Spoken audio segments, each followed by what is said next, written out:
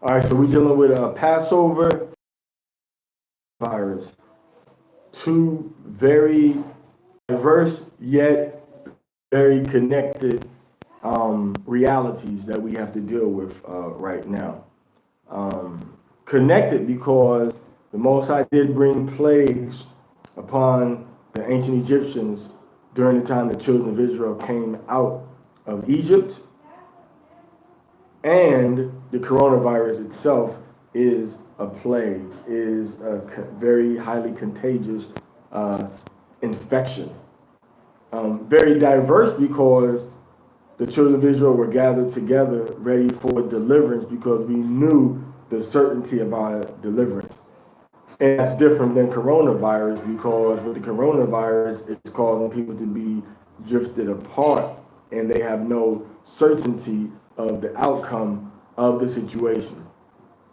But what I want to make sure that we understand as we begin to talk about coronavirus and the Passover, Passover this year is on April 6th through April 12th. All right. And you can observe it in the land of Israel.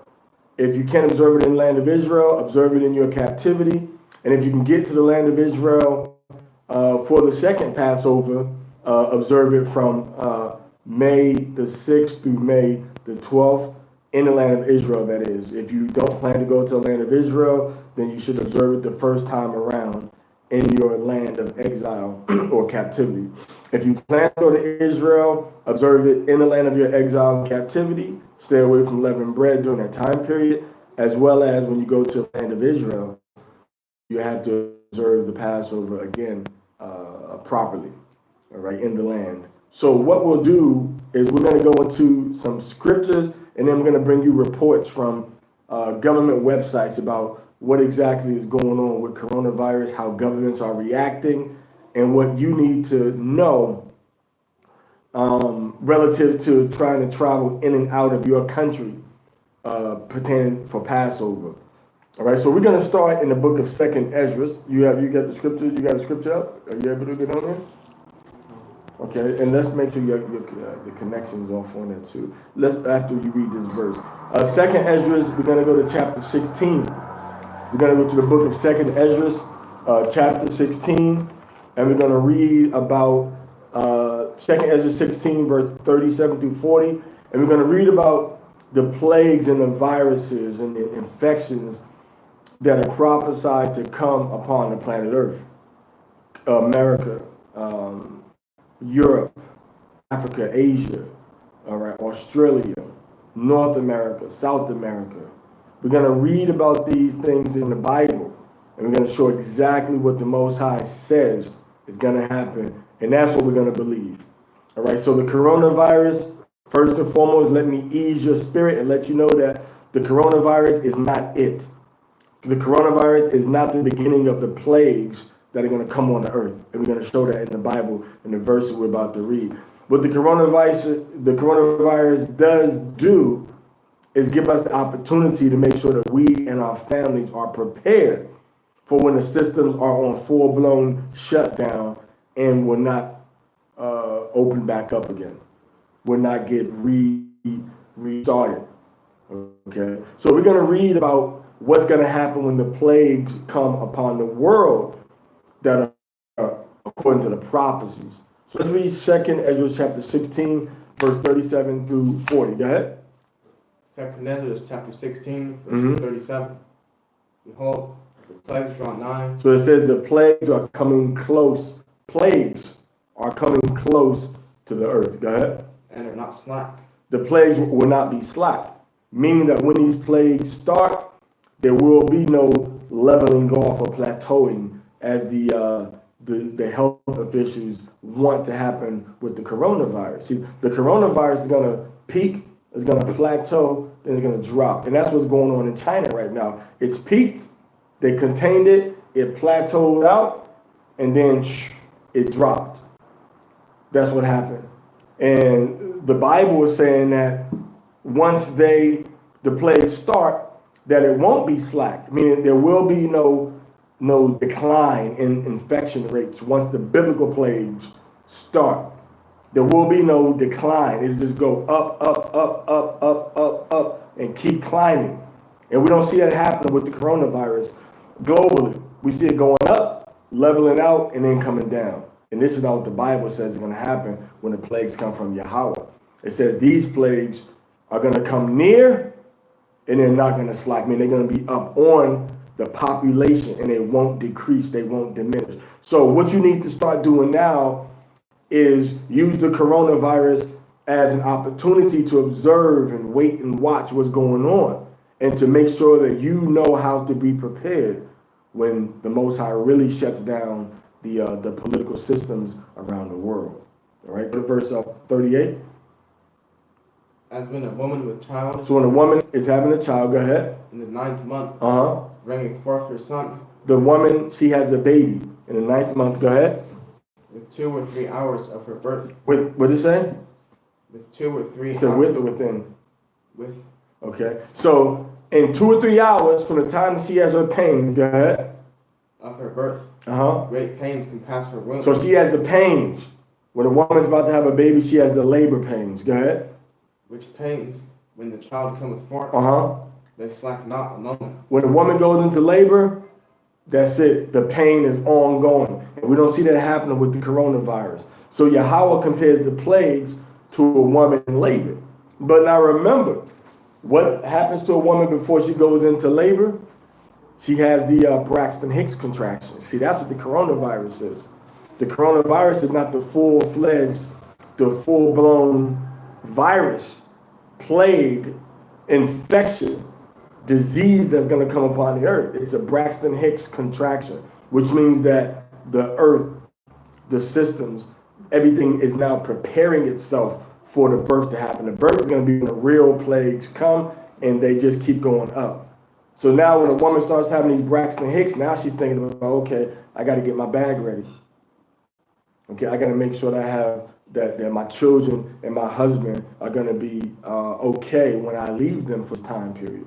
See, that's what's happening now. We make sure everything is going to be okay. And that's what you need to be doing right now. Make sure everything's going to be for you. Talking about Passover and coronavirus, but we're just going to do a big overview of the coronavirus first in the Bible.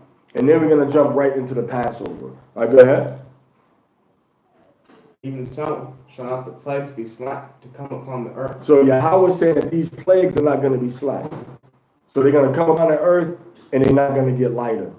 And that's not happening with the coronavirus. The Most High is going to bring these plagues, and they're not going to stop. Go ahead. And the world shall mourn, and sorrow shall come upon it on every side. So it says sorrow is going to come upon it on every side. So this is not the beginning of sorrows. This is not the beginning of sorrows right here. The beginning of sorrows is going to be when the plagues start and they don't decrease. So the Most High Yahweh, in His mercy, He's given us the opportunity to take advantage of this terrible situation that's upon us right now. Before the Passover came, what did they have to do? Make sure they were ready for the Passover. Why? Because the plagues were going to come upon Egypt. So now the Most High is showing us what's going to happen and how the system is not going to be your friend. How the system is not going to be, not going to be cooperating with you in your travel endeavors and things of this nature. So now the Most High is saying what? Get where you want to be at. Get your food ready, get your water ready, get your sanitation and your hygiene tools together. Get your defenses ready, get your transportation right. All right, get everything together so that when it happens, you'll be ready. And they've already told you what's the first thing they're doing with the coronavirus. What did the Most High do? The Most High said, go in your house and don't come out. Close the door when this plague starts. And they saying the same thing with the coronavirus. Stay away from large groups of people. Stay in small social circles. So the Most High is showing you that we need to be in groups of people that we know and that we trust, that have very limited contact with people outside of our circle. Because that's how these things are spreading around. But this is the Bible. Did not Yahweh tell you that you were a holy people? Does not the word holy mean put to the side, put away from everything else? See, you're supposed to be the holy people. So your lifestyle is supposed to be set apart literally, not as a metaphor. You see, and that's how you reduce your infection probability, by being set apart, literally, from everything that's going on in the world that you don't need to be involved in. Because the times of making excuses, you see that those excuses you've been making, the same way we take the seriousness of the government shutting down, of transportation being reduced, of airplanes cutting flights, that's the same seriousness that you're supposed to take the commandments in general. It shouldn't take the coronavirus for you to say, I'm not going to work. I'm not going to go to this place over here. Because our commitment to Yahweh is supposed to be stronger than the results or the consequences of any virus that comes on the earth. All right, go ahead. Oh, my people, hear my word. So the Most High is telling Ezra, hear the word of Yahweh. Go ahead. Make you ready to thy battle. See, make you ready for the what? To thy battle. Make ready for the battle, meaning what? The Most High is going to bring a chaotic civil order. There's order because the Most High is saying this was going to happen. Chaos because people won't understand what's happening. So you got to be ready for the battle. How do you make ready for a battle? You assess the terrain.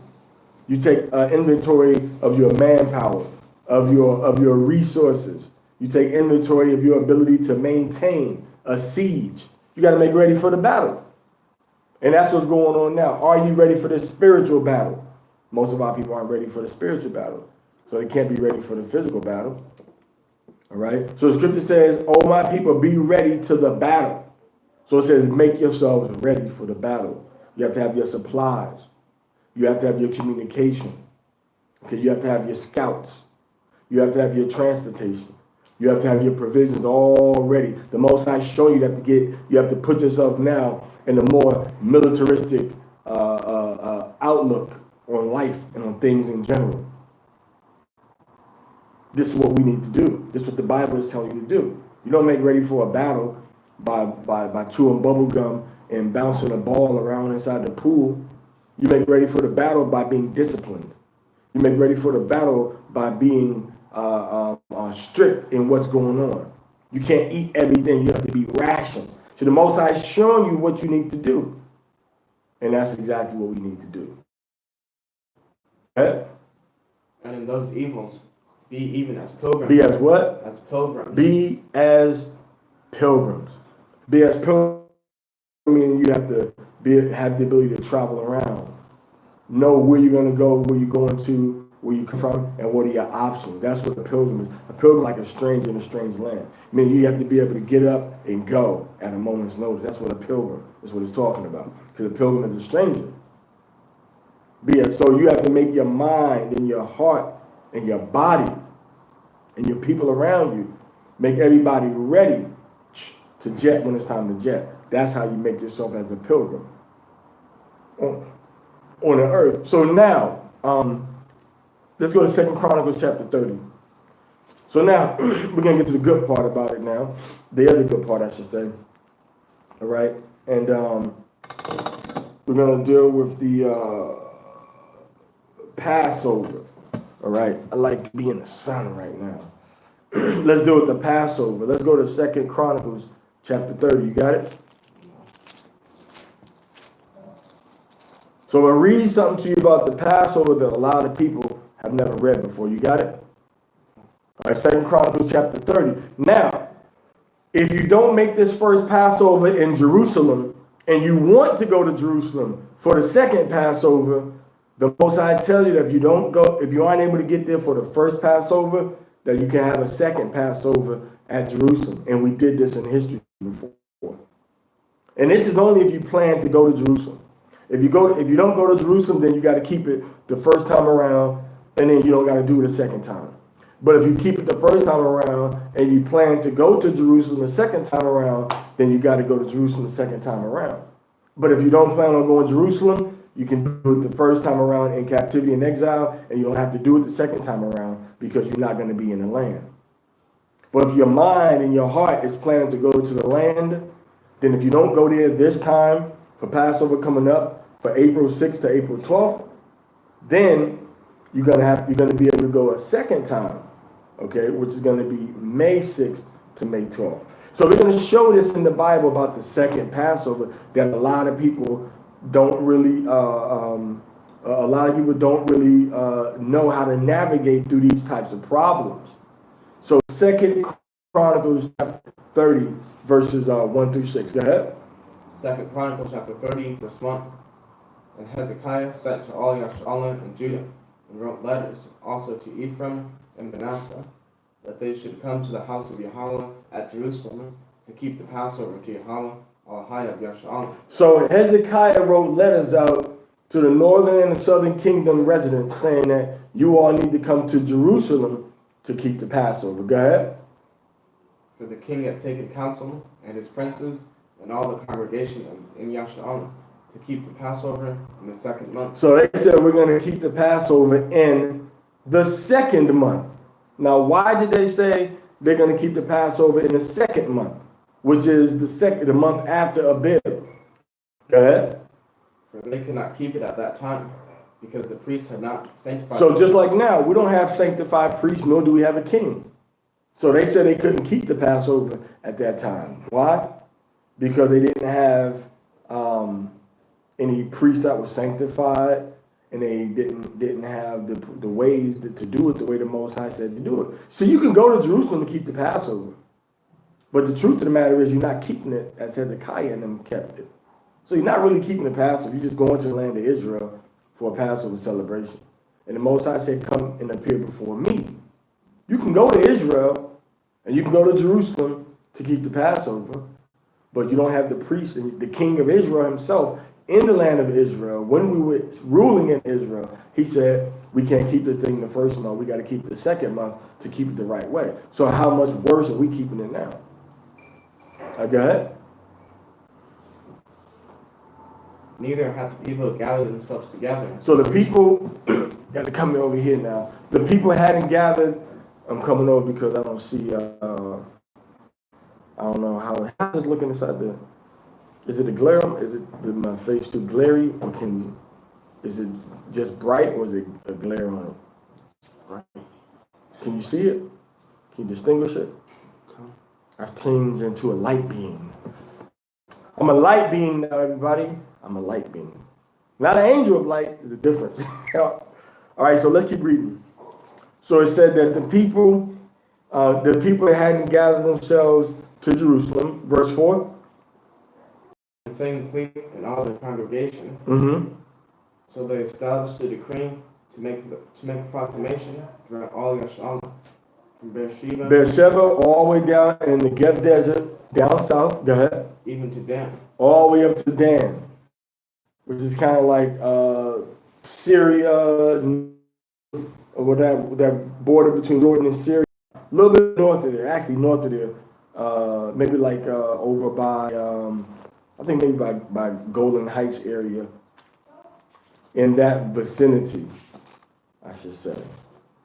Okay, in that Golden Heights, vicinity. Right, but way up above there though. Past the, past the Golden Heights though. All right, go ahead. Even to them, that they should come to keep the Passover unto Yahweh. Golden. So it's Northern Golden Heights. So they say, yes, we're going to come and keep the Passover to Yahweh. Go ahead. At Jerusalem. At Jerusalem. So the king said, everybody come to Jerusalem. From all the empire, come to Jerusalem and keep the Passover. Go ahead. They had not done it of a long time, in such short as it was written. So they hadn't kept the Passover in a long time the way that the Most High said to do it. Go ahead.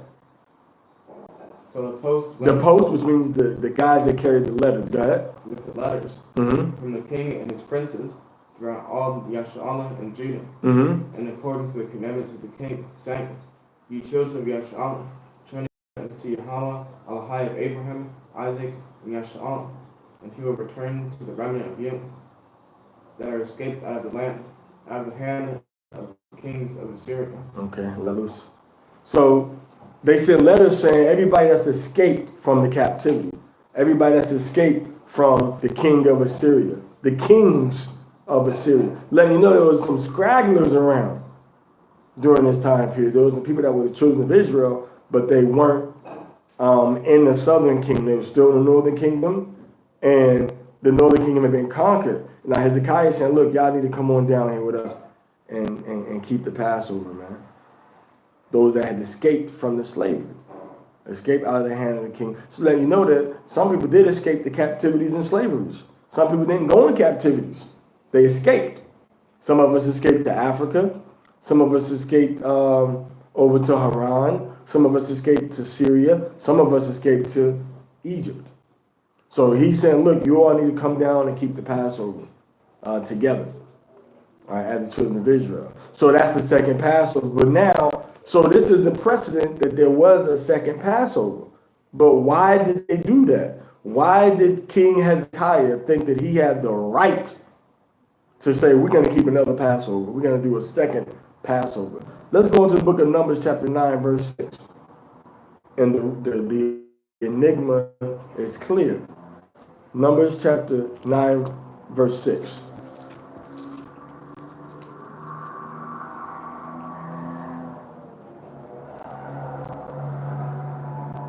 To 14.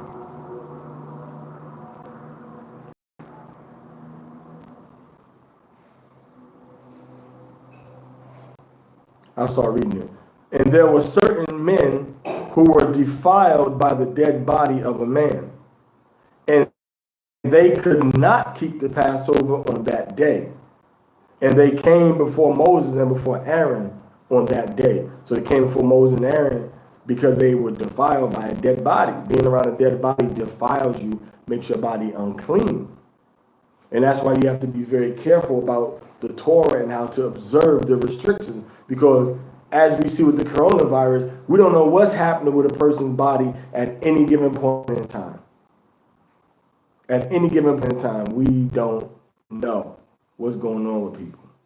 Okay? So since we don't know what's going on with people, the Most High is saying, look, don't go around it, all right? When you go around it, don't bring that back around other people. You can go around it to bury somebody or to pay, your respects to that family and to that person that's deceased. But the Most High is saying now you got You got a quarantine time, all right? All right, go ahead. And those men said unto him, we are defiled by the dead body. So we have been made unclean. Our cleanliness spiritually has been taken away from our spirit. Go ahead. Wherefore we kept back, that we may not offer an offering of Yahweh. What was the offering? The offering was the Passover lamb that they were bringing. So they were bringing that Passover lamb as an offering to Yahweh. Go ahead. In his appointed season among the children of Yahshua. And Moshe said unto him, stand still, and I will hear what Yahweh will command concerning you. So the Most High said, I'm going to show you what to do when you're unclean for the Passover. Meaning for the Passover with the entire assembly or body. Either at Jerusalem, but then you're also in general. Now, if you want to trip in America and you can't get back to your hometown, this is not what it's talking about. This is talking about when you have a vision in your mind to go to Jerusalem for the Passover, but you may be stuck in Babylon, or you may gotten stuck in Turkey, or you may be stuck in Italy, or you may be stuck in Felix, Arabia, or you may be stuck over in parts of Syria. But where you are, you still have to observe and keep that Passover. You still got to observe it the first month, but then that second month, now you have to come to Jerusalem for the purpose of what? Bringing that offering and that sacrifice to the temple, which we don't do now because there is no temple, there is no priesthood like we saw in 2 Chronicles chapter 30. They brought a sacrifice. So the people say, we can't bring our sacrifice. Go ahead. And Yahweh spake unto Moshe. So Yahweh gave the solution. What's the solution? Go ahead. Speak unto the children of Yahshua, saying, if any man of you, or if your posterity shall be unclean by reason of a dead body. So if you're unclean because of a dead body, go ahead. Or be in a journey afar off. Or you're far away from the land of Israel, go ahead. Yet you shall keep the Passover unto your home. But if you still want to make sure you keep the Passover, which the Passover is that celebration as well as that lamb that you brought. Go ahead. The 14th day of the second month. The 14th day of the second month. which is going to be the 6th of May. May 6th, go ahead. At even. At even, that's the second month. The makeup Passover, go ahead. They shall keep it and eat it with unleavened bread. So eat it. So that, you had to go to the temple, Shalom Yolanda. You had to go to the temple and bring that lamb offering. So they say, eat it. What is it? The it is referring to the Passover. What is the Passover in this instance? The Passover in this instance is talking about the lamb that you had to bring to the temple as an offering, a sacrifice to Yahweh. Go ahead.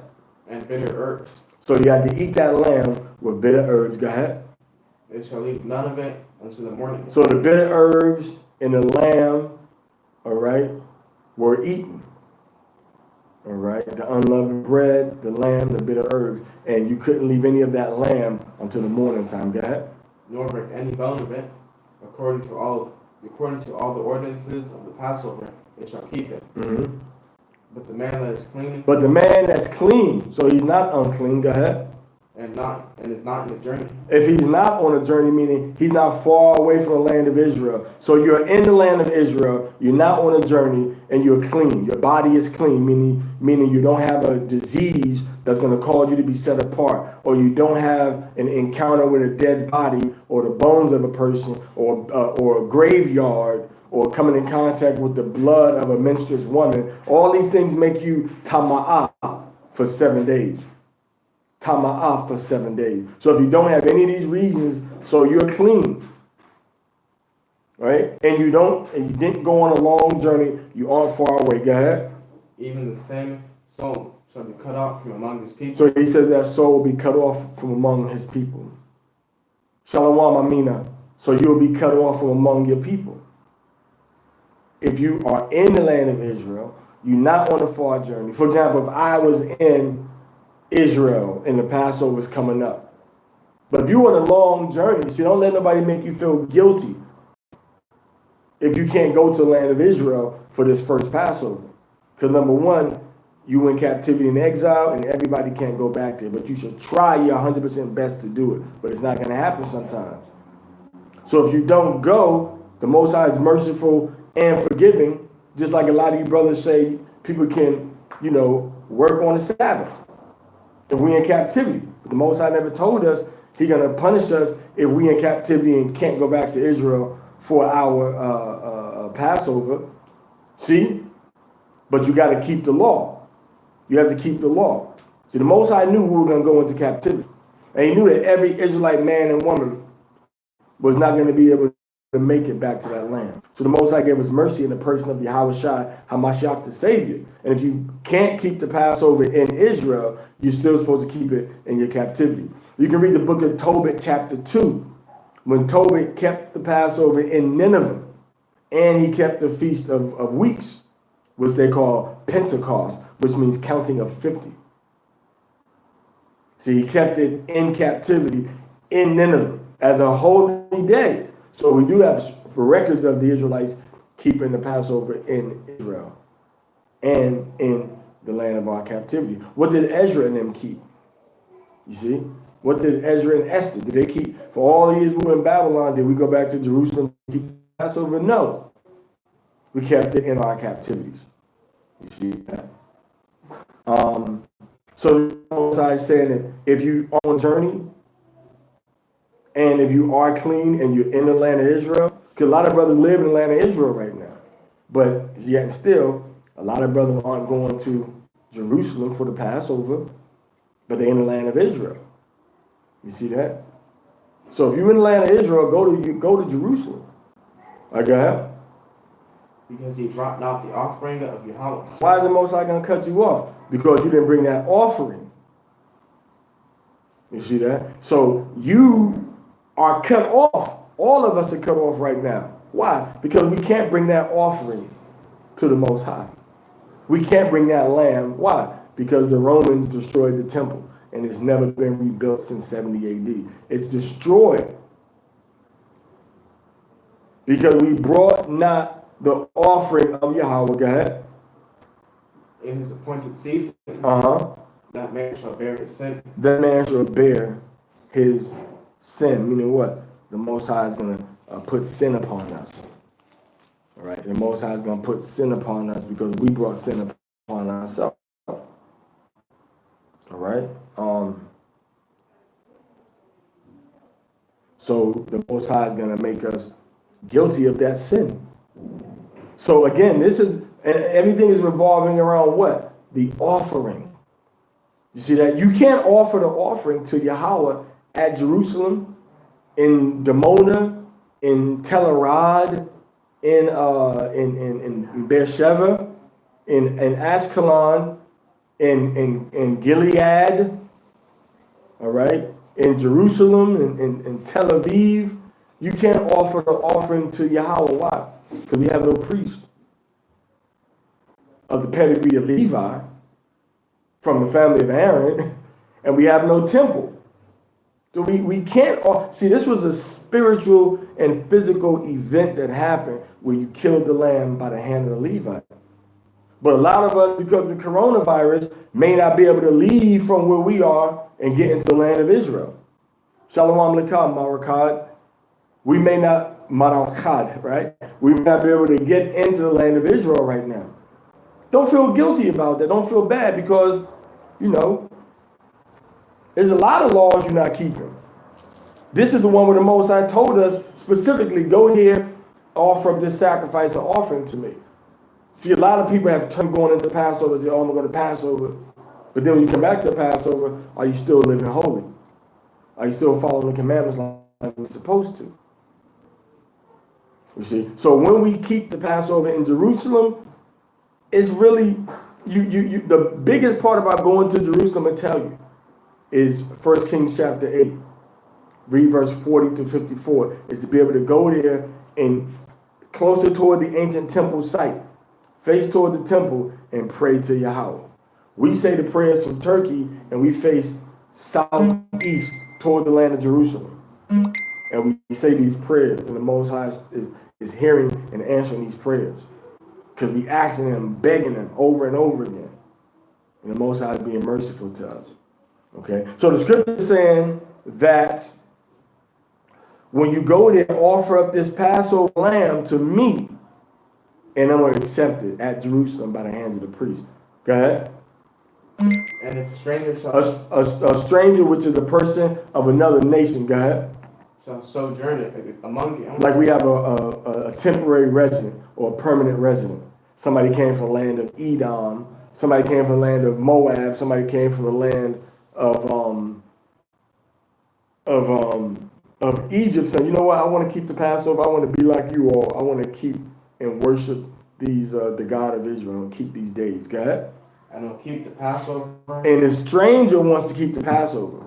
Go ahead. Unto your home, according to the ordinance of Passover, and according to the manner thereof, shall he do. You shall have one ordinance, both for the stranger and for him that was born in the land. For the stranger and him that's born in the land. And like a lot of y'all might say, well, yeah, what about the other person, the Israelite born in the land, the stranger? Okay, what if you were an Israelite that was not born in the land of Israel? You're still an Israelite. Or if you're a stranger that's in the land of Israel and you have a baby in the land of Israel, that child is still supposed to be treated as a citizen of Israel, and he should be circumcised on the 8th day, and he should be allowed to keep these laws and keep these Passover days if he doesn't come from some of these prohibited nations where the Most High has put restrictions. All right? So now we see that the second Passover is an event if you can get into the land of Israel. If you can't get into the land of Israel, keep your first Passover, and you don't have to do a second Passover. Because the second Passover is only for you to be able to go into the land of Israel and to do that sacrifice for the Passover. But if you're close to Israel, you say, you know what, I'm going to go to the land of Israel next month because I'm on a trip, I'm on a journey, I'm far away because of coronavirus. You can't travel like you want to. And I'm going to go on to some of the news about these travel restrictions that the nations have enacted. All right. Let's go to Deuteronomy chapter 7, verse 6.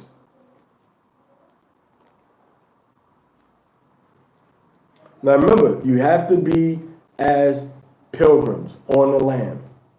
Deuteronomy 7:6, read that.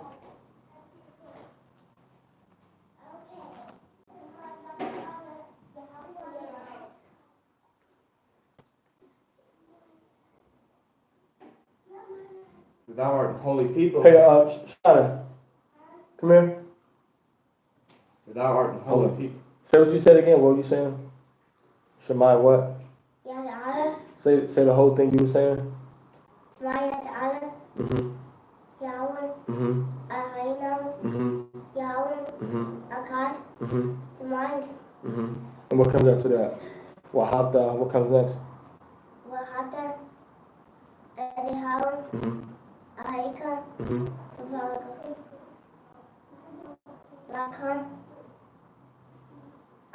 Lababka. What about Khan? What else? Okay, all right. That's a little Shakata. 4 years old saying the Shema. 4 years old saying the Shema. Because they hear it every day. they hear these prayers every day. All right. They hear these prayers every day. All right. So once you really put that spiritual fence around the child and they say these prayers, then they don't have to convince somebody that they're an Israelite. They have to spiritual walk in a relationship that person, that child, has with the Most High. All right. Who's after? Let me see. Let me go 2 steps up. 2 steps up from Shakata is going to be who? Zayatan? Zayatan! Let's call Zayatan in here. What do you want him to say? Do you know, let's see, La'atakwam wa la'at, how's that go? La'atakwam wa la'atatar, Aspanya anka wa hafta, la'anka kamalka anya Yahweh. What does that mean? Thou shalt not avenge nor bear any grudge against the children of thy people, but thou shalt love thy neighbor as thyself. Now, did somebody sit you down and say, hey, Zayatan, read this, you're going to learn this? Did somebody say, sit down, we're going to teach you this today? So how did you learn it? I learned how to read. I learned how to read. You don't read that? When you read that? How many times have you read that? I heard it. So he heard it. So he learned it as a lifestyle. And that's what I'm trying to say. It's the lifestyle. It's not really, okay, a lot of y'all get stuck when we being an Israelite, you stop there. Now what's next?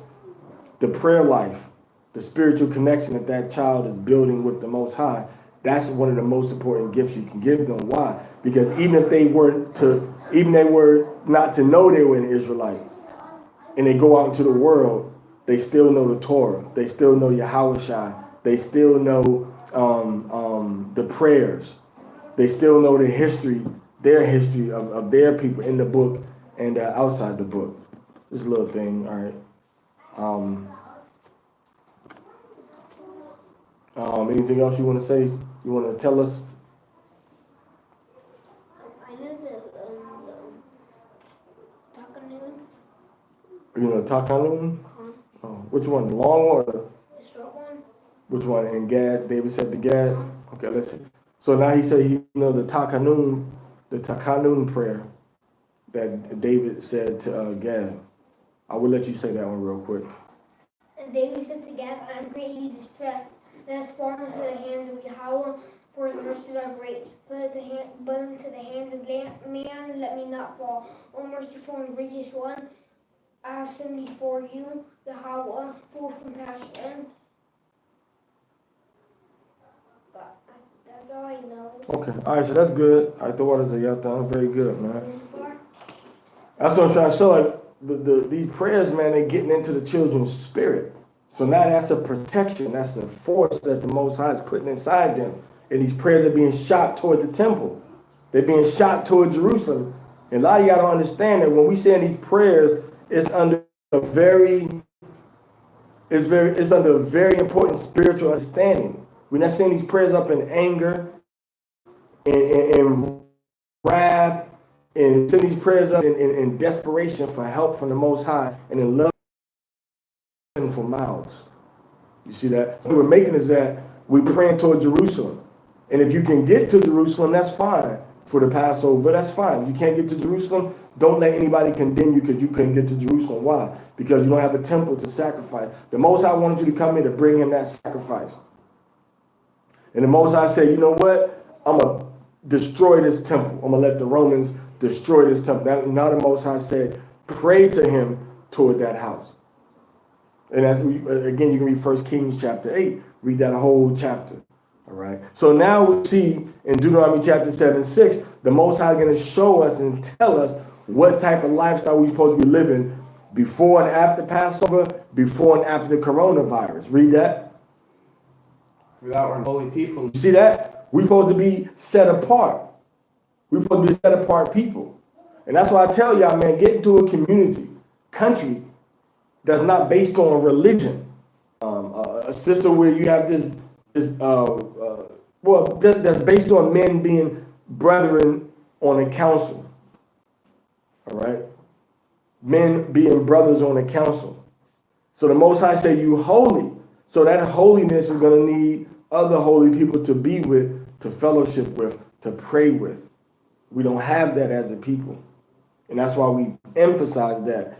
It's part of the process of being an Israelite to put yourself with the group of people, not just any old group or whatever. You got certain questions and, you come to me, I'll give you a guideline based on the Torah knowledge of what you need to be looking for when you're dealing with other people. Yahweh, are they still trying to speak in tongues? Are they still trying to tell you that you must give 10% of your check? Are they still trying to tell you that, you got to get their permission to do something outside what the Bible has restricted you from doing or saying you can do? And how does that work with each other? You see that? So you got to really look at this as what it says. It says we are a holy people. That means we don't interact with any and everybody. It was we didn't just hang out with the Gentiles because the Gentiles aren't holy. They don't serve the same God that we serve. They don't have the same moralities, same restrictions. They don't have the same type of mindsets, mentalities as it takes to serve Yahweh. Right, go ahead. For thou art holy people, go ahead. Unto Yahweh thy Elohim. Mm-hmm. Yahweh thy Elohim hath chosen thee. Has chosen you, go ahead. To be a special people unto himself. Above all people that are upon the face of the earth. So upon, we over everybody, we island. We above everybody. We upon everybody else. We upon them. They under us. We put that pressure on them spiritually. So we over everybody, which means we got to take the responsibility to guide and to bring everybody back to that right mindset and right spiritual understanding to get back to Yahweh. That's what we got to be doing. It's bigger than what you're trying to do. It's bigger than what I'm trying to do. It's about all of us fulfilling the mitzvot. All right, believing in Hamashiach, believing in Yahweh. That's what it's all about. All right. So the Most High said we're a special people. So if we're special people, how is coronavirus going to affect me if I'm only going around the Gentiles when I need to?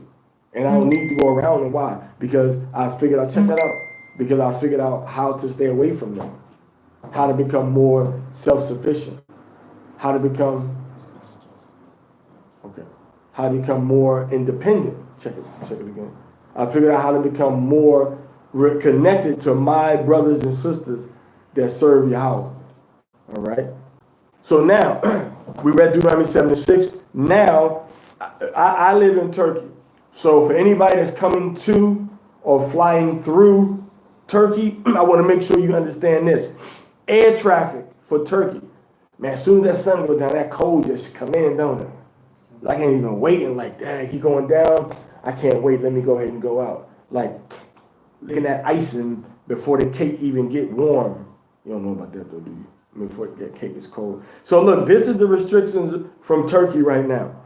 Turkey, they are not accepting any airplanes coming from, and no planes are leaving here, Turkey, to go into Azerbaijan, Austria, Belgium, China, Denmark, France, Germany, Iran, Iraq, Italy, the Netherlands, which is Holland, Norway,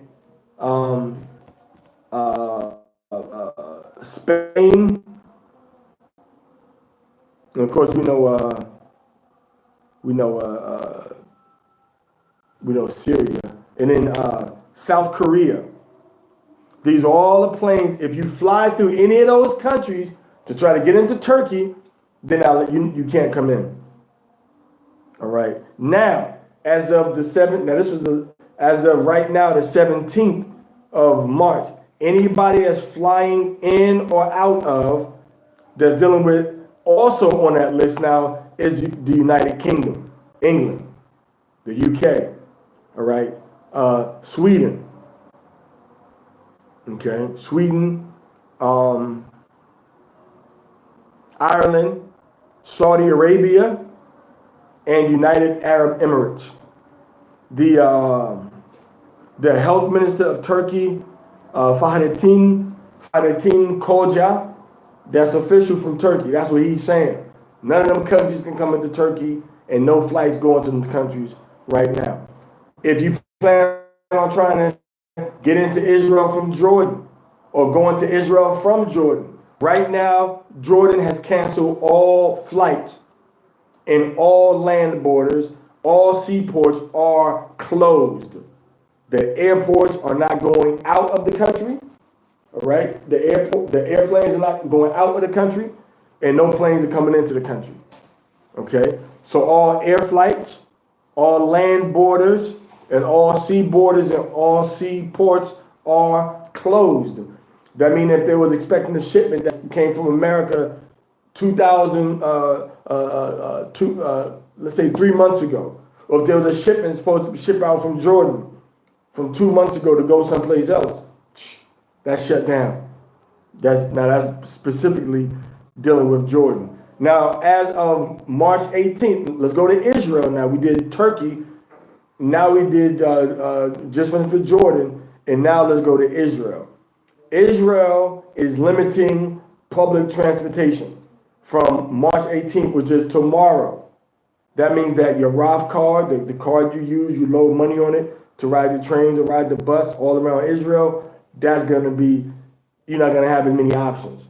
The trains, you're not going to have as many options. The buses, you're not going to have as many options. The schedules, the timing of the planes and the buses, the timing of the buses and the trains inside the land of Israel, those trips are going to be more spaced out. So that schedule isn't going to be, in other words, you got a bus may come every 15 minutes.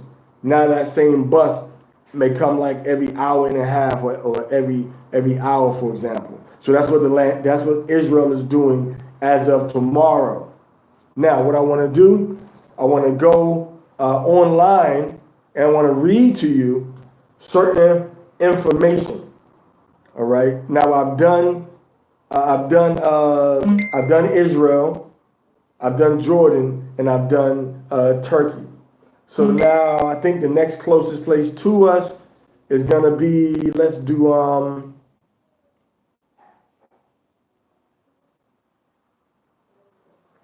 I wanted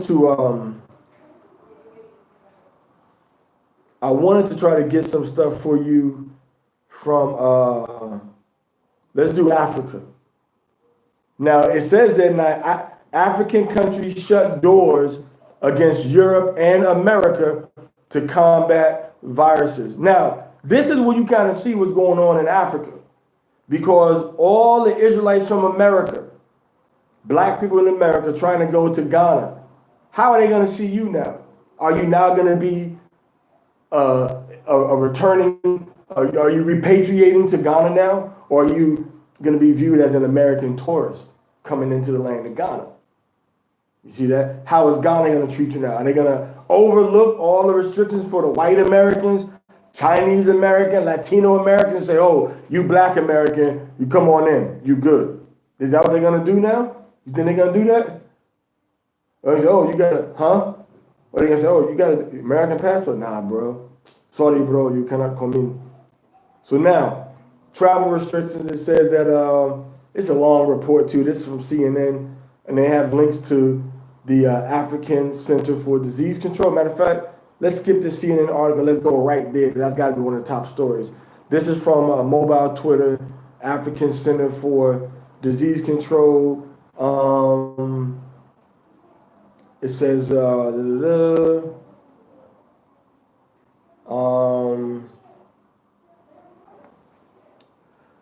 there's a case of This is Nigerian, the Honorable Minister,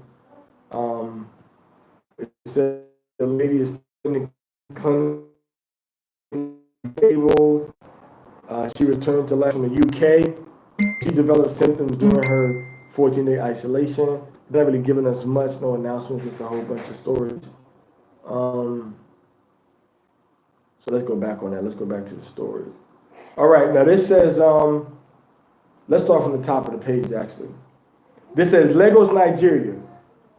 Africa has so far recorded relatively few coronavirus cases compared to the rest of the world.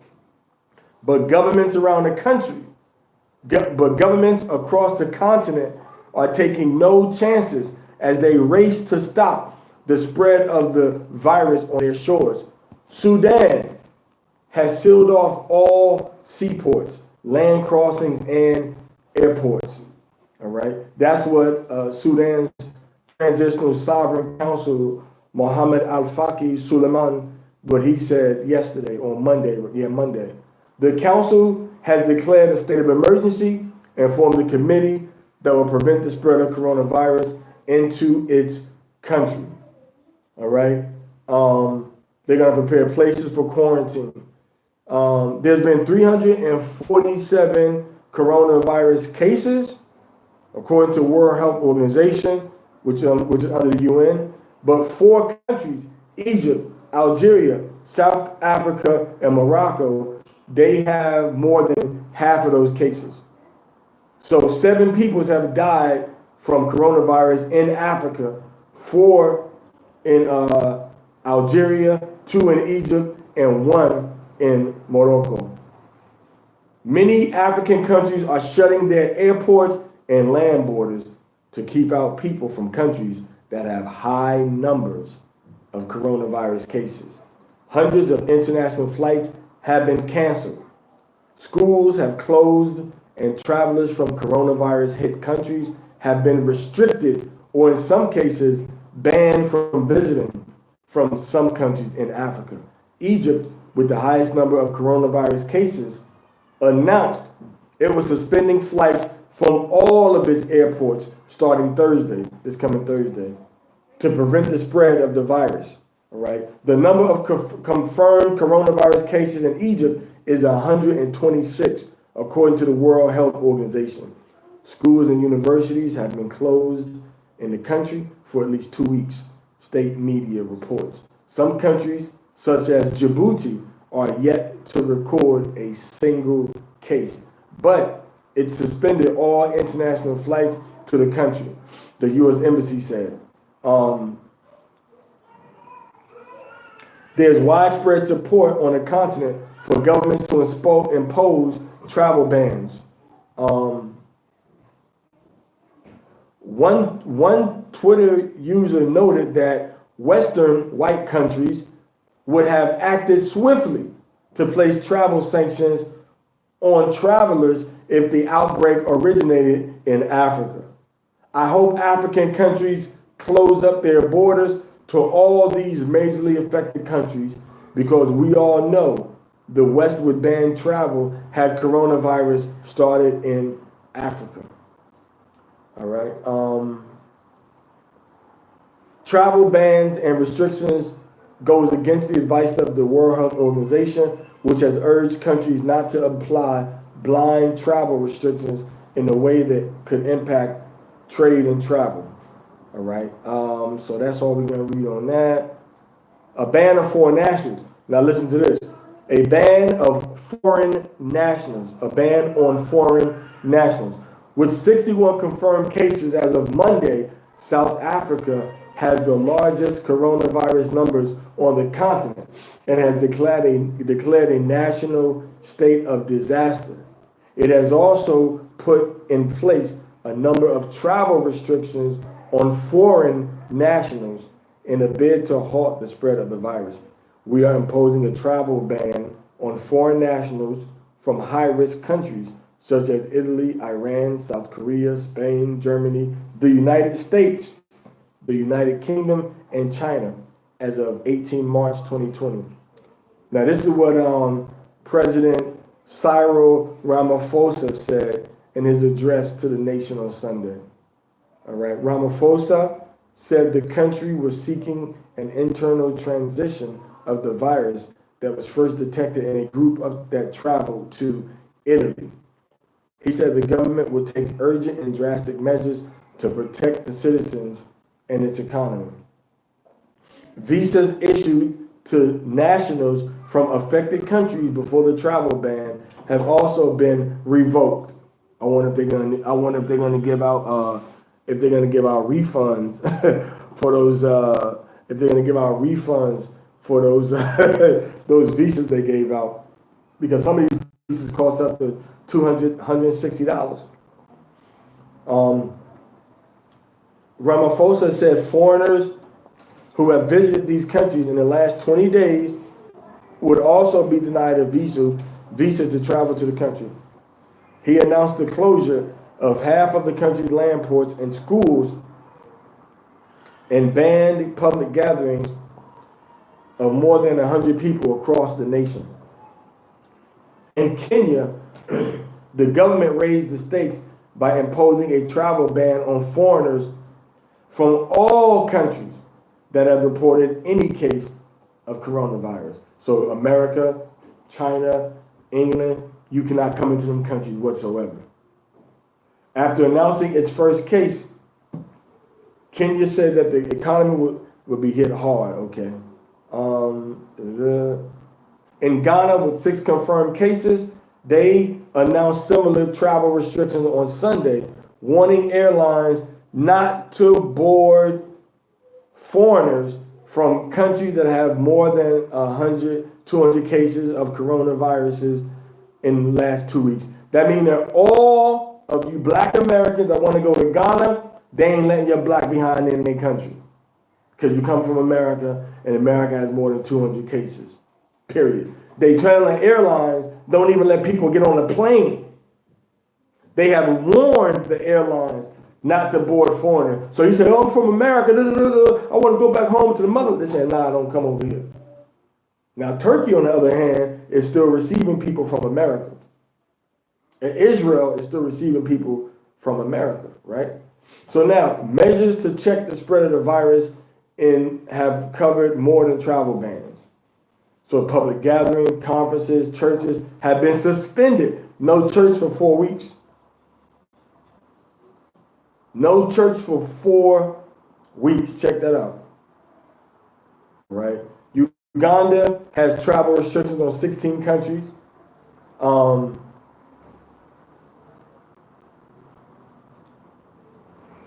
It said,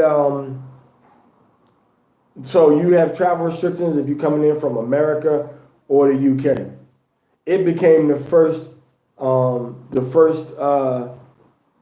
to enforce stringent travel advisories of foreign nationals. All right. People in Cameroon are calling on the government to close airports and border into the West African nation after the country confirmed the 5th case of coronavirus. So even, Africa is getting hit, but Africa is taking a lot of precautions against the passing coronavirus to other people. All right, so that's coronavirus in the African nations. All right. So now let's look at this is going to be the Department of Homeland Security. Now this is for Americans returning from certain European countries and China and Iran. Now this is on March 13th. This says, in order to help prevent the spread of travel-related cases of coronavirus, the United States today, the Department of Homeland Security, Acting Secretary Chad F. Wolf, issued a notice of arrival restrictions outlining the process for American citizens, legal permanent residents, and their immediate families who are returning home after visiting recently certain European countries listed below, and China and Iran. effective for flights taking off after 11:59 on March 13th, Friday. Americans returning from all restricted countries will be required to travel through the following airports. So there's only 13 airports that you're allowed to enter back into the United States through. So that's going to boost the economy in those areas.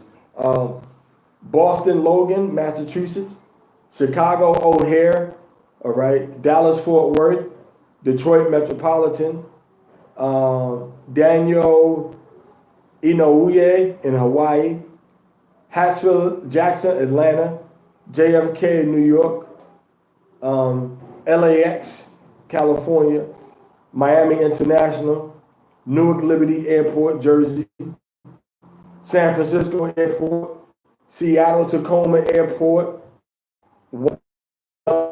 Airport. Upon arrival, travelers will proceed to standard customs processing,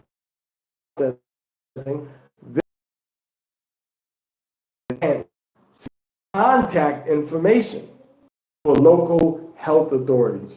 Passengers will then be given written guidance about coronavirus and directed to proceed to their final destination. And immediately, home quarantine in accordance with the Center for Disease Control best practices. Okay? Now, this is what the Department of Homeland Security said also. They said, while the overall risk of national serious infection from the coronavirus to the general public remains low at this time, the Trump admin is taking these aggressive measures to keep the risk low, requiring all American returnees from affected areas of Europe to be funneled into 13 airports for screening upon their return to the U.S. Secretary Wolf said again. To minimize disruptions of travel, the TSA and CBP, which is the Travel and Safety Administration and Customs and Border Patrol, and air carriers are working to identify qualifying passengers before their scheduled flights. These passengers will be rerouted to one of the 13 airports by their airline at no cost to them. So they fly people into these special airports if you're coming back from one of these European countries. And I'm going to read the countries in a minute. Okay? Wolf continued. Now, Wolf, remember, is the acting secretary for the Department of Homeland Security. All right? Wolf continued, I understand this new process will be disruptive on some travelers. However, this action is needed to protect the general public from further exposure and spread of the coronavirus. Once back in the U.S., it's imperative that individuals honor self-quarantine directives to help protect their loved ones and communities. So they're saying you got to honor that quarantine, because if not, you can inadvertently spread the disease to your family or your loved ones. Now, Idris Elba, the actor, he got coronavirus right now also, as well as Trudeau, the prime minister from France. His wife has coronavirus also, so it's spreading around to people, and they saying you want to be safe, to quarantine yourself for 14 days. And the Most High said the same thing. When you got certain diseases like leprosy that was spread by touch, the Most High said you got to be quarantined for 7 days, and then when the spot clears up, you quarantine for 7 more days. You see that? So you had to do a quarantine. So the Most High is all about quarantine, man. So don't act like this ain't of the Most High. Most High got quarantines for everything. He said stay away from people when they this, when they that. So don't act like this is like some fear tactic, all right? This is just giving you a chance to get yourself in order so you don't got to rely on outside food, outside water like we doing now. Now, on March 11th, presidential proclamation, it was issued to suspend entry from nearly all foreign nationals who have been in certain European countries, China, Iran, at any point in the past 14 days to their scheduled travel to the U.S. Now, these European countries, known as the Schengen, these are the ones where they say you can't come into the U.S. if you're coming from these areas unless you're a citizen. And if you're a citizen coming from these areas, then you got to go through these 13 airports and you got to go through a special health screening. All right? Now, these airports are Austria, Belgium, Czech Republic, Denmark, Estonia, Finland, France, Germany, Greece, Hungary, Iceland, Italy, Latvia, Liechtenstein, Lithuania, Luxembourg, Malta, Netherlands, Norway, Poland, Portugal, Slovakia, Slovenia, Spain, Sweden, Switzerland. This presidential proclamation does not apply to U.S. citizens, legal permanent residents, nor their family members under the age of 21. But if you come from those places, you got to go into one of only 13 airports in the whole country. And then when you get there, they tell you that when you get there, you got to self-quarantine when you come back into America. Okay, so that's from the Department of Homeland Security. All right, so now let's move on to another.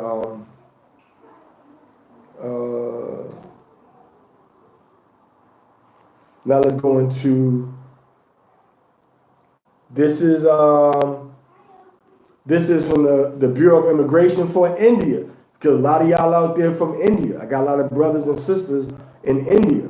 So this is what the Most High is. Well, not the Most High, but this is what the Indian government is saying about you coming and going to India. Advisory, travel and visa restriction related to COVID-19. In addition to visa restriction already in place, the following travel restrictions shall also be in effect from 1200 GMT on 18 March. All passengers coming from European Union, this is India saying this now, because we got Israelites in India, remember, and we communicate with them still.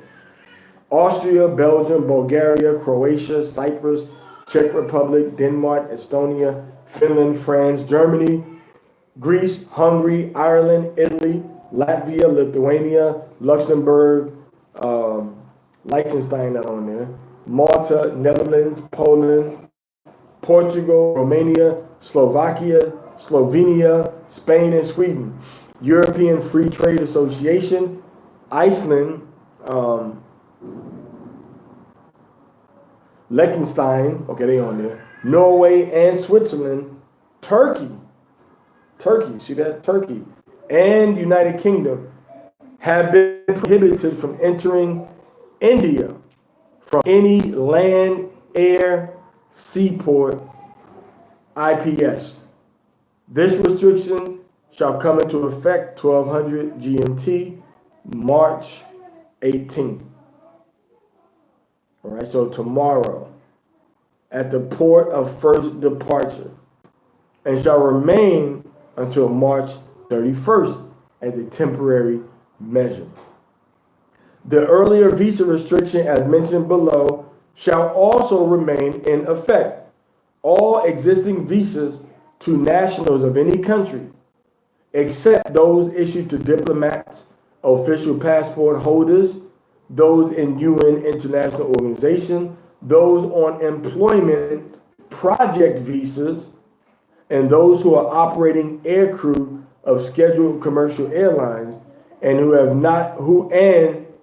had not yet entered India, stand suspended.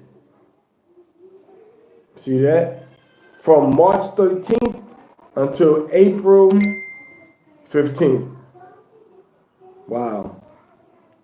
So any type of visa you got, except if you in that category, your visa is suspended. And that's what I'm trying to tell people. Like when you go into these countries, man, you don't want to just try to get a visa. You want to also try to get like residency, some kind of residency in those countries also. So you have some place where you can go to if you can't or don't want to go back to America. Okay, visas of foreign nationals already in India remain valid. Okay, so if you were in India, your visa is still good. The validity of the OCI card foreigners in India remains. So that's all I'm gonna read on that one right there. All passengers coming from UAE, Qatar, Oman, Kuwait will be placed under compulsory quarantine for a minimum period of 14 days. So they doing a quarantine also. So that's all we do about India. About India. Then Homeland Security. Now, this is from the U.S. government pertaining to Israel. COVID-19. U.S. Embassy to Israel. Travel specific information. Israel, the West Bank, and Gaza. Israel has confirmed COVID-19 cases within its borders. The government of Israel has placed restrictions on gatherings and conferences. So they can restrict you from gathering in Israel right now. So if you're trying to go over there for Passover, these are the laws that they expect you to follow if you go over there. Check this out. All gatherings of more than 10 people are not permitted. So you know, they gotta have people. What's all these cars doing out here? What's all these? And remember, them people in Israel, they got. Now remember, now y'all forgetting, they got their hotline set up in Israel. They're gonna call and report you behind. They're gonna call and report you behind if you violate these restrictions, man. They got the hotline set up already. All right, I'm not even joking. I'm dead serious. It says all gatherings of 10 people, all right, are not permitted no more in Israel right now, the land of Israel.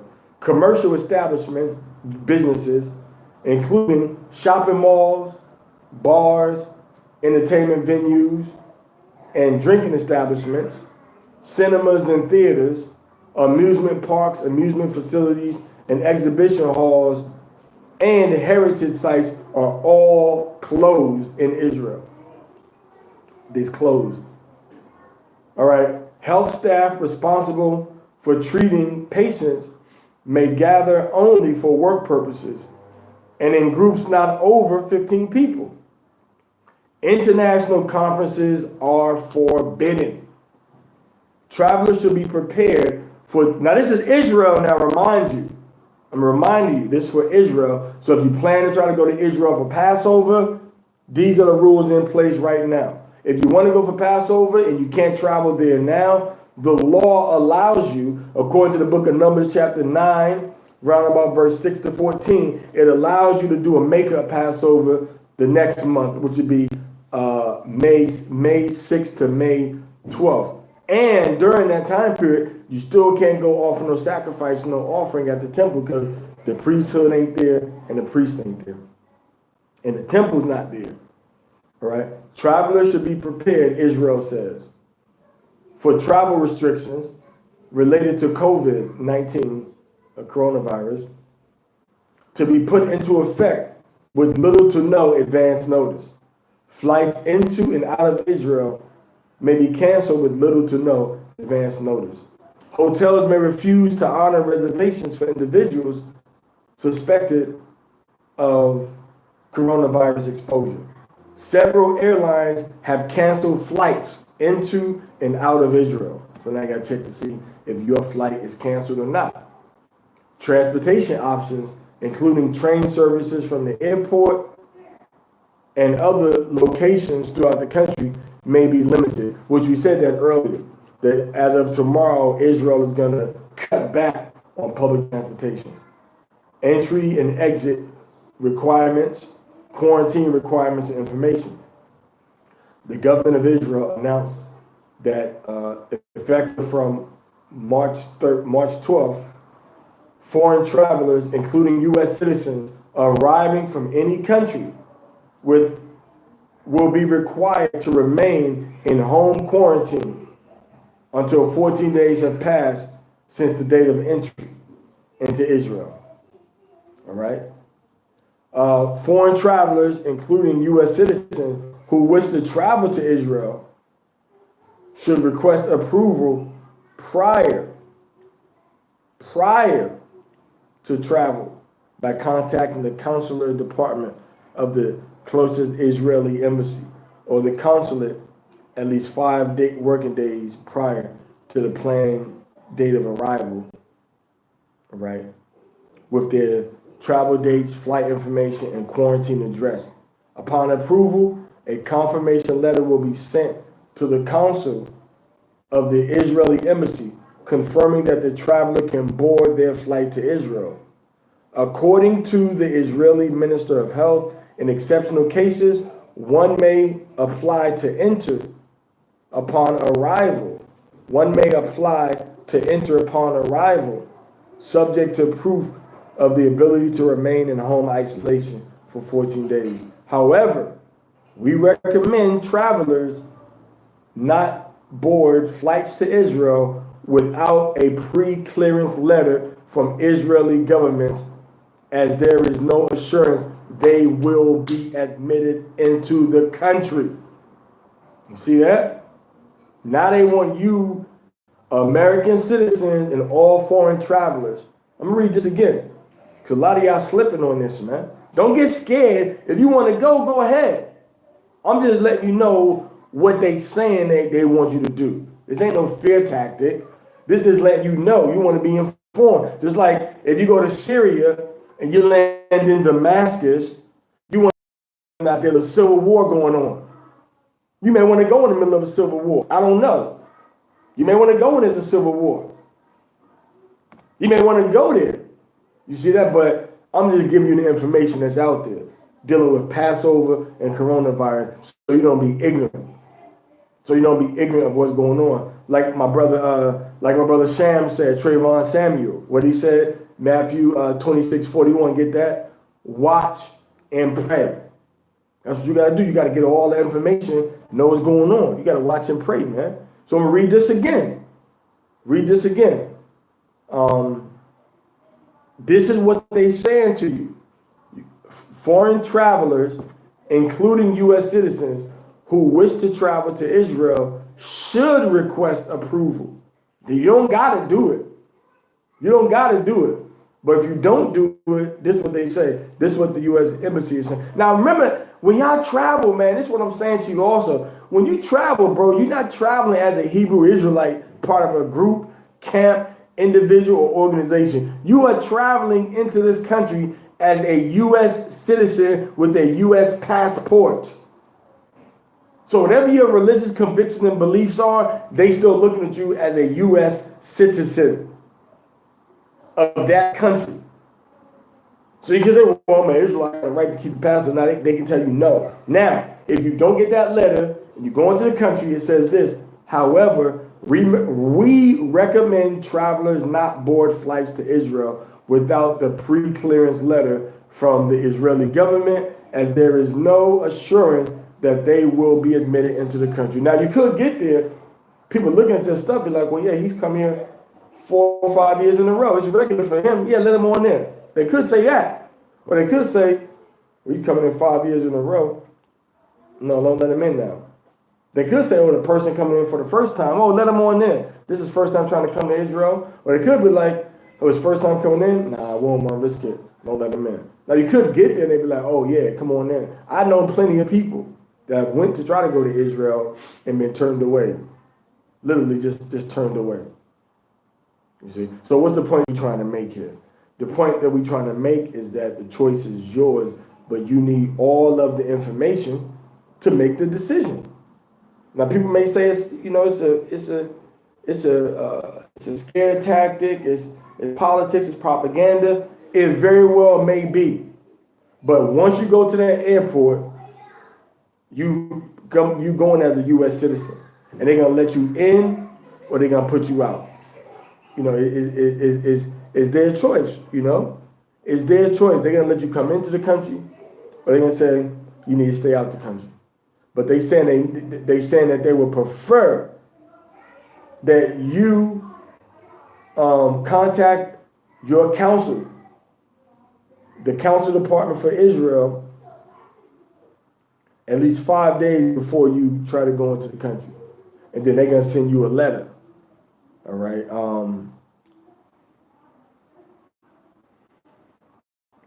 A letter is going to be sent to the council of the Israeli embassy. I don't know how you're going to get the letter. A confirmation letter will be sent to the council of Israeli embassy. Maybe that's going to be embassy that you go to. And immigration authority will deny entry to any person who is not an Israeli resident or citizen who has traveled in the last 14 days to, now this includes if you just traveled there of your own, or if you had a layover or a connecting flight, traveled to China, Italy, South Korea, Thailand, Hong Kong, Singapore, Macau, Japan, France, Germany, Switzerland, Spain, Austria, San Marino, Andorra, and Egypt. Now, it does say it does not apply to connecting flights in these locations if you did not leave the airport. Also, any traveler in the last 14 days who attended any gatherings of more than 100 people or an international conference. See that? So if you traveled and you had a big gathering of more than 100 people, or if you were a participant or you were an attendee at an international conference, they said they're not gonna let you in the country. That's what they're saying. All right. A U.S. citizen who has an Israeli visa, like a student visa, encouraged to contact your local Israeli embassy or consulate to determine if you will be permitted to enter prior to your arrival. Then they said, land border crossing may be closed with little to no advance notice. There's reports that the following border crossings and crossing points are closed to non-Israeli or non-Palestinian citizens and residents, unless they have proof of onward departure travel from David Ben Gurion within 6 hours. So they said they're not going to let you in the country unless you can show, I got a plane to catch in less than 6 hours. The Menachem Begin Taba border crossing between Eilat and Taba, Egypt, beginning March 17th and until further notice, the government of Jordan has suspended all inbound and outbound flights and closed land and sea borders to passenger traffic. Whew. Now it says that most checkpoints between Jerusalem and Bethlehem and the surrounding suburbs in the West Bank have been closed until further notice. Additional checkpoints might be closed on short notice. If you're traveling from the West Bank to Ben Gurion Airport for onward departure, you must appear at the checkpoint no earlier than 6 hours prior to your flight and present proof of travel. All travelers, including U.S. citizens, passing through an open checkpoint between Israel and the West Bank might be subject to increased scrutiny and significant delays. Further checkpoint information is available at this website.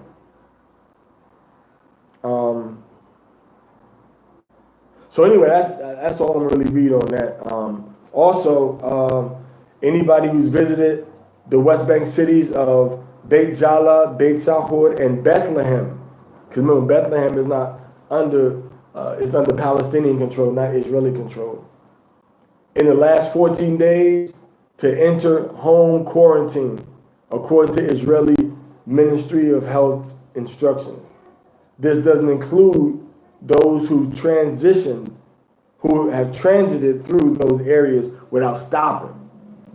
All right. Several individuals in Israel have tested positive for, all right, so we're going to, West Bank. The areas of the West Bank under the, that's Ramallah, that's, like I said, that's,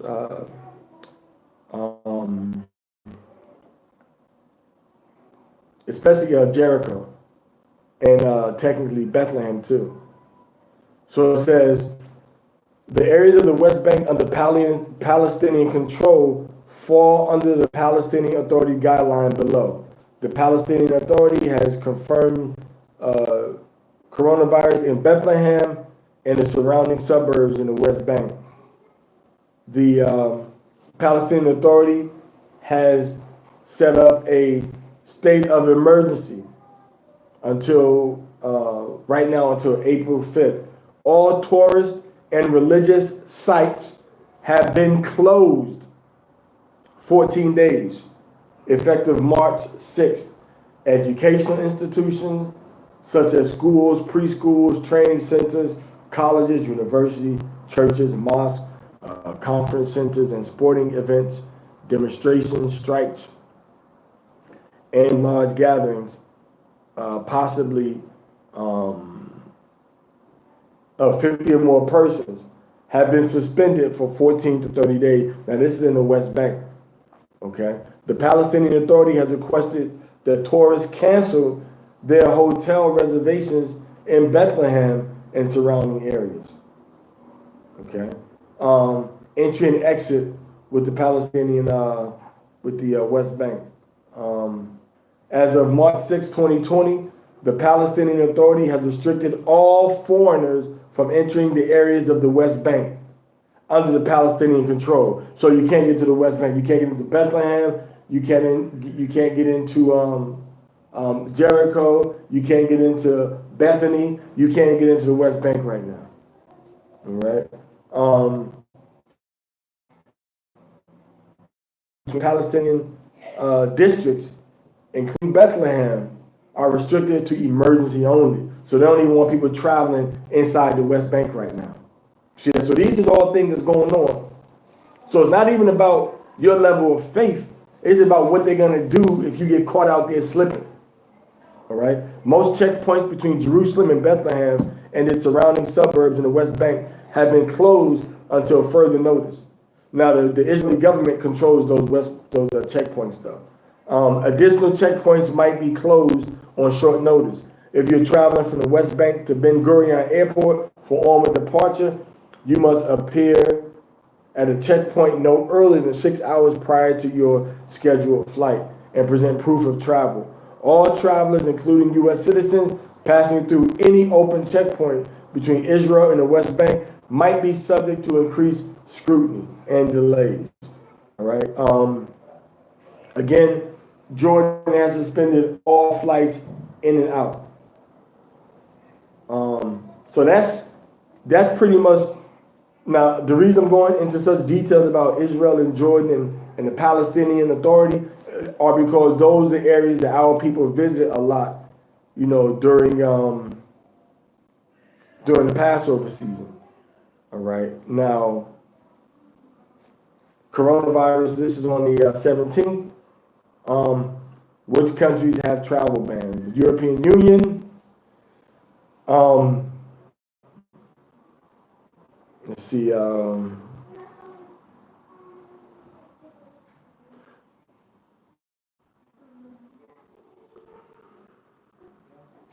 So she said there's going to be upcoming.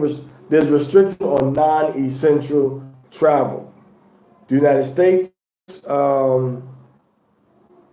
They're going to suspend flights from the UK and Ireland, as well as the Schengen area. Okay? But Americans who have undergone appropriate screenings, they can still travel. But you got to get yourself a flight coming out of there. All right? Now, Australia has said all people arriving in Australia will have to go into a 14-day quarantine. Okay?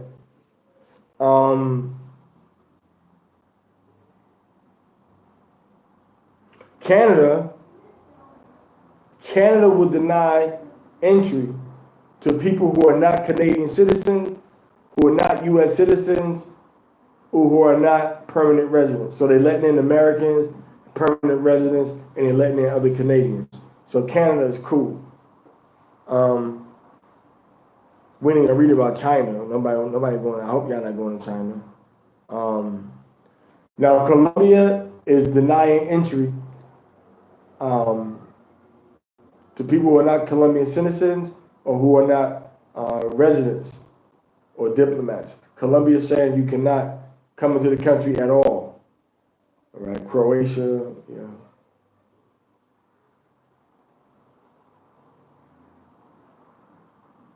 Germany is only shut borders with Austria, Switzerland, France, Luxembourg, and Denmark. Haiti,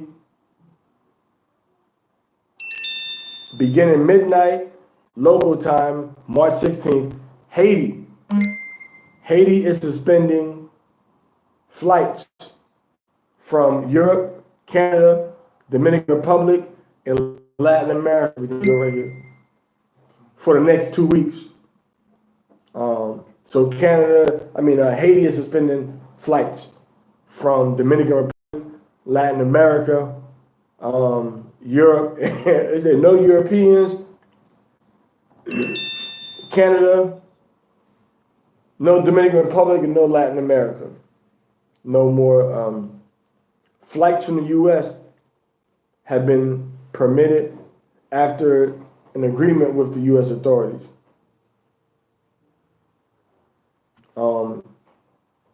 Hungary closes border to anybody who's not Hungarian. India, all travelers from the European Union, Iceland, Liechtenstein, Norway, Sweden, Turkey, and the United Kingdom are banned from entering India. Period. All tourist visas are suspended, and a 14-day quarantine is enforced for all travelers. All right. Arriving from China, Germany, France, Iran, Italy, South Korea, and Spain. Again, Jordan, if they closed the borders, they closed everything, land, sea, and air, everything, except to people that belong to diplomatic missions and international organizations. All right. As long as they get a 14-day quarantine.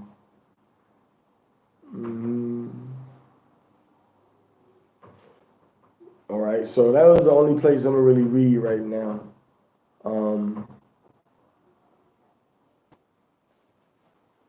It says the Sri Lankan government announced Thursday a cancellation of visas on arrival, but it has not been confirmed when this will be put into force.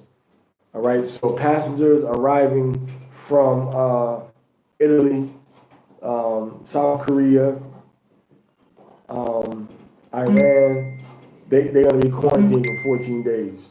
Right, this is what Sri Lanka is saying. Turkey, which we are now.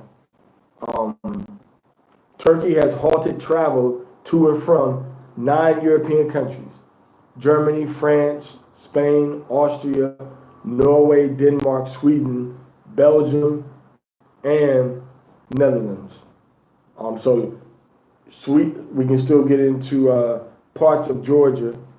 We can get into certain border crossings at Bulgaria, and we can get into certain border crossings over by Greece, Armenia, even in Azerbaijan, but those European countries. But Greece and Armenia, you can still get into those countries.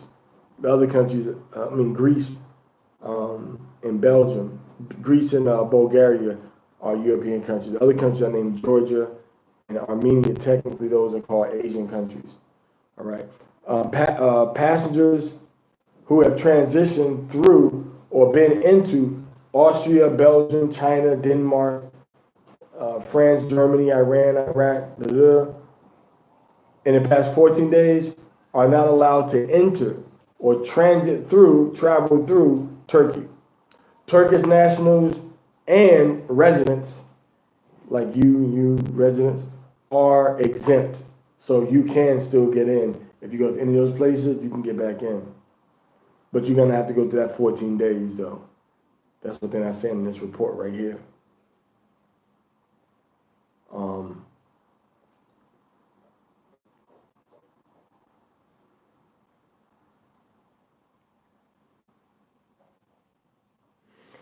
All right, so that's what we got for right now, y'all. That's a little bit of information. Hour and 37 minutes. Passover and coronavirus. That's the information that you need, to make an informed decision. Now, still keep the Passover holy, no matter what part of the country you in, no matter where you are, you still got to keep Passover as a holy day. You still cannot eat any unleavened bread during the 7-day period of April 6th and 7th is the first day, and April 12th and 13th is the last day. Okay? So you got to still, keep everything holy. Do your research. Check out, where you're going to, and how are they gonna restrict you, or can you travel through the countries to make it home, or where do you got to travel from, and where you got to go to? Let's read that Matthew 26:41 real quick. Matthew chapter 26, verse 41. Watch and pray that you enter not into temptation. The spirit indeed is willing, but the flesh is weak. And watch and pray. Spirit is willing, but the flesh is weak. So watch and pray. You observing what's going on, protecting and guarding also. Remember, watch means to protect and guard. If I say, hey, watch my baby for me, you gonna just watch the baby, just sit there? Baby putting forks in sockets. Baby breaking glass on the floor, ripping his diaper off, going poop and pee-pee, number 1 and 2, Now what happened to my baby? It's all bloody and dirty. I was watching the baby. See, watch means to care for, to protect. So you're supposed to protect and guard, and then you're supposed to you can keep. So that's the time that we in now. Watching and praying. So watching, you being aware and know what's going on and the danger that's out there, so you know what to pray for. So that's where we are now. The Passover and coronavirus, this is not the end, as I went over in the beginning. This is just to let you see what you need to do, to get ready. So you just need to get ready for everything. And the Most High is going to protect those who he want to protect. He give mercy and he give grace to whoever he want to give mercy and grace to. You can't get mad at him if he lets somebody die. You could die going to Israel for the Passover. You could die in your sleep tonight. You could die, not keeping the Passover on your job. Or you could die at the grocery store, slipping in the wet aisle and busting your head. Most High forbid. But it happens. So life and death both are orders from the Most High. In other words, nobody gets snuffed out of this earth unless the Most High says so. All right. So that's what we got for right now. Went over some scriptures. Spent the beginning parts, going into those scriptures. Right now, I hope everybody's edified by this. Hope it helps you with with your Passover decision and the coronavirus and how the two of them, rock together and what the Most High is gonna do. Remember, we wait for key prophecies to get fulfilled before we say, man, that's it. We totally not dealing with nothing in this system no more. So the Most High Yahweh be with you all, and then Yahweh Shah Mashiach. That's about it for now. Nothing else that really needs to be brought out right now. All right, so Shalom Aleichem.